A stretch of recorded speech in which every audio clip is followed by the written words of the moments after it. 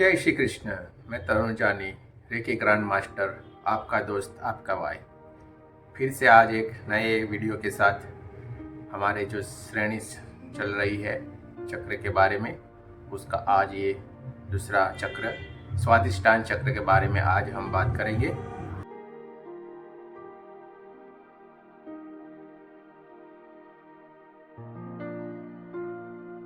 Number का चक्र है जो हमारे मूलाधार चक्र के ऊपर की तरफ आता है, पेड़ों के एकदम नीचे उसको स्थान कहा जाता है।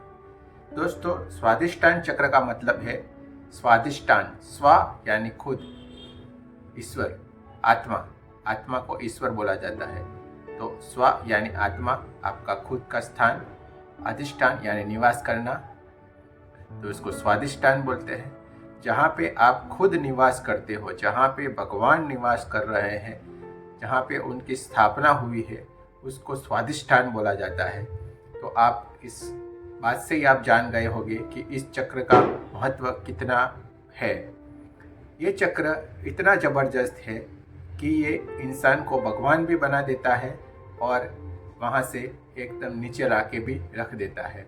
तो दोस्तों, हमें बहुत सावधानी से जब भी कोई भी ध्यान या कोई साधना करते हैं तो किसी जानकार व्यक्ति के साथ ही रहकर करनी चाहिए, पूरी जानकारी रखकर ही करनी चाहिए। दोस्तों, स्वादिष्टान चक्र में माता सरस्वती और ब्रह्मा का भी निवास स्थान होता है। इस बात से भी हम जान जाते हैं कि इसमें कितनी ज़बरदस्त पावर और शक्ति रहती है, क्योंकि ब्रह्मा ये सर्व संपन्न है और माँ सरस्वती बुद्धि की देवी है, ज्ञान की देवी है, चेतना की देवी है। और दूसरा उसका जो तत्व है वो जल तत्व है। जल तत्व में आप देखोगे तो उस पे पूरा साम्राज्य टिका हुआ है।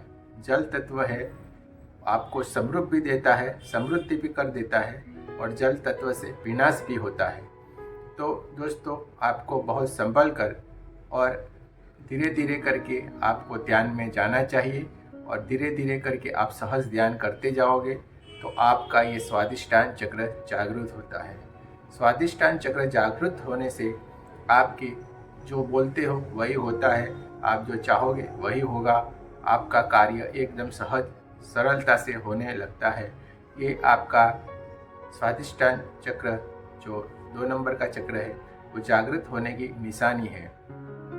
अगर इसमें आपको कोई भी कमी रहती है तो आपको उसमें निराशा रहेगी, हताशा रहेगी, आप में आनंद नहीं रहेगा, आपको शरीर के नीचे की तरफ में जो भी है वो सब रोग आएंगे। ये सब निशानियां उसकी रहती है।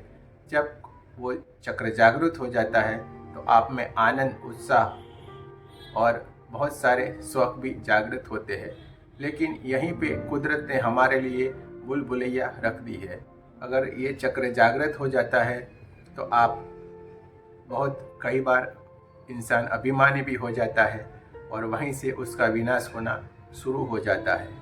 वहाँ पे इंद्र का और माता दुर्गा का भी स्थान कहा जाता है। दुर्गा ने जैसे ही महिषासुर का वध किया था, ऐसे ही हमारी ऐषणाओं, हमारी जितनी भी वासनाएं हैं, वहाँ पे जाके उसका वध करना होता है। तो माँ दुर्गा वहाँ पे वध करती है। तो आप एकदम स्वादिष्टान चक्र से ऊपर की यात्रा शुरू करते हैं और वहाँ से दूसरे चक्र भी जागृत होना शुरू हो जाते हैं। वहाँ से जैसे ही आपका स्वादिष्टान चक्र जागृत होगा तो आपको ब्रह्म ज्ञान भी होना शुरू हो जाता है, क्योंकि वो ब्रह्मा भी वहाँ पे रहते हैं, इंद्र देवता भी रहते हैं। तो आपकी सब शौक, मनोरंजन की शक्तियाँ भी आपकी जागृत हो जाएंगी। आपको बहुत सारे शौक जागृत हो जाएंगे, लेकिन आपको वहाँ पे भी कंट्रोल रहना है। आपकी भावनाएं अधिक बढ़ जाती है तो आपको उस पर भी ध्यान रखना होगा। दोस्तों, इसके साथ साथ ये चक्र हमें ईश्वर से मिलन करवाने का बहुत ही शक्तिशाली ये चक्र है। तो दोस्तों, आप किसी भी गुरु और अच्छे व्यक्ति के साथ आप इस ध्यान साधना को करें और आपके जीवन में सफलता प्राप्त करें।